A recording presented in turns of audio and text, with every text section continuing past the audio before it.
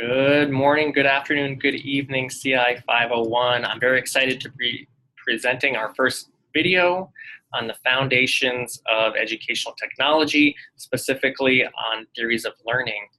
So basically, the whole point of this master's program, and one of the points of CI 501, is to begin to help you think about how we can teach and learn with technology. First, we must think about what is learning. So before we can even begin to think about what is technology, how we can begin to integrate technology, we must think what is learning. And so for this unit, there are 3 articles that give you a broad overview of very popular theories of learning. Okay. The first article, which I'm going to share with you, is by Ertmer and Newby, and this is the overview of behaviorism, cognitivism, and constructivism. And since an important element of our master's program is on the design of learning, this article is from an instructional design perspective. They say the way we define learning and what we believe about the way learning occurs has important implications for situations in which we want to facilitate changes in what people know and or do. For them, learning is defined as an enduring change in behavior. They talk about behaviorism first, and behaviorism is in which the learner provides a proper response to particular environmental stimuli. I apologize for that. In this theory of learning, the learner is reactive rather than active. So the learner is responding to a teacher's instructions, for example, and it's mainly useful for low-level skills such as recall, generalizations, associations, etc., as opposed to cognitivism, which was developed in the 1950s and used metaphors of information processing, such as the acquisition of knowledge, and they used metaphors of retrieval, organization, storage, coding, etc. They focused on how to transfer knowledge from one situation to the next, and they suggested that we can chunk information into smaller bits of meaning in order to fully learn something. We should capitalize on learners' existing mental schema if we want to help them understand new information. A behavioral approach, the author suggests, is more appropriate for rote memorization. The cognitive approach can be used for reasoning. The constructivist perspective, which I'm going to get to next, is used for higher order thinking skills, such as problem solving and metacognition. Constructivism is envisioned as the creation of meaning from experience, and knowledge comes from interaction between experience and context. In a constructivist perspective, knowledge is assembled from diverse sources. So knowledge is not something that exists in a prepackaged way, but it's something that needs to be assembled in the moment. And the job of a teacher is to model knowledge construction, is to promote collaboration by focusing on multiple perspectives, and to help students make meaning. So I would highly suggest that you go through the article and you focus on the 7 questions for each of the 3 learning theories. And it may make sense for you to use graphic organizers, which were developed during the focus on cognitivism. Graphic organizers can help you develop new mental models and can help you understand things more deeply. So that's what I would suggest.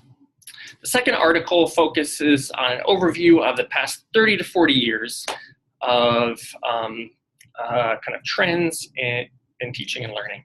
focus on learning as engagement. They focus on learner differences as resources, teaching as intellectual work, as well as the varied role that teachers play. So learning as a process of engagement in which learners construct their world, hence constructivism, through interaction, dialogue, and creation of meaning. So this is a move away from the banking model of education in which the instructor or teachers merely deposit knowledge into learners' heads. So learning as interaction and joint activity. And we'll see more of this in the third article by Jean Lave. Vygotsky's social learning theory focused on the social influence on the individual. So Vygotsky suggests that there is no way that an individual can make meaning in isolation, but that rather all meaning develops in social interaction. Communities of practice are a real world way of learning in which participation and authentic practices helps learners to develop new identities. And by developing new identities, such as becoming a more expert video gamer. I'm a very novice video gamer, but if I wanted to devote myself to that, I would begin to play video games often. Hopefully in a few weeks or a few months' time, I would become more of an expert video gamer. And I would then take on new identities as a video gamer. Through that process, learning would occur. So learner differences can also be resources. So Louise Moll suggested that we focus on students' funds of knowledge and their diverse expertise as valuable resources to connect with school curricula. The second article, like the third article, has a focus on learning, and they suggest that obviously teaching is not the same as learning, and that learning is never a given. So how can we use our knowledge of student experiences, background, interests, and motivations to guide curriculum and instruction? How can we use our professional relationships with students, which are often guided by care, in order to nurture the learning trajectories of students? There are many different roles that we play as teachers.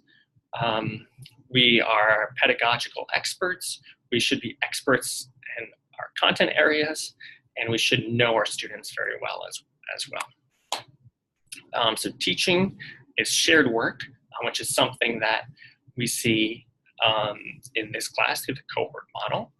And they suggest that cooperative learning can help students learn from each other in authentic, engaging ways. However, we know that this work happens in a very challenging context. The US curricula, according to one person, one scholar, is a mile wide and an inch deep. So students are expected to understand and know many things, but often not very deeply. So how can we begin to create situations where our students are engaged in deeply critical and complex problem solving in authentic ways about meaningful problems at a time when standardization is the norm? So teaching should be inquiry-based. The third article focused on the social nature of learning, and Jean Lave discusses or proposes something called social practice theory, which is diametrically opposed to the psychological nature of learning, which was presented in the first two articles. So in the psychological nature of learning, so in a behaviorist, cognitivist, or even constructivist point of view, knowledge is considered to be something that is tangible, something that can be transferred to new context. However, Jean Lave suggests that She suggests that learning should be viewed as changing participation and changing communities of practice. So in the social practice theory of learning, the apprenticeship model reigns. So we should focus on social identity making first, and then the learning that happens through that process. So she says social becoming is fundamental. So it is possible to create meaningful change in schools, see especially page 160 to 161, but is through the focus on learning rather than teaching. She gives us the example of a chemistry teacher who created new ways for all learners to participate in learning chemistry through reorganizing social practices of learning at school. So we do have agency. We as teachers should establish locations in which and the processes by which the most identity constituting learning conjectures occur. So we as teachers need to think about how we can help our students participate in developing new identities that are authentic, meaningful, and engaging. That's first and foremost. Through that process, they will learn, and all of the learning happens in context. All of the learning happens between people. All of that learning happens in real life, and all the complexities of real life. She discusses how schools have their own particular history, which is just one particular history. So when we're thinking about teaching and learning, when we're thinking about how students learn, we as instructional designers and as teachers need to remember that there are different approaches to learning, there are different theories of learning, there's different metaphors of learning.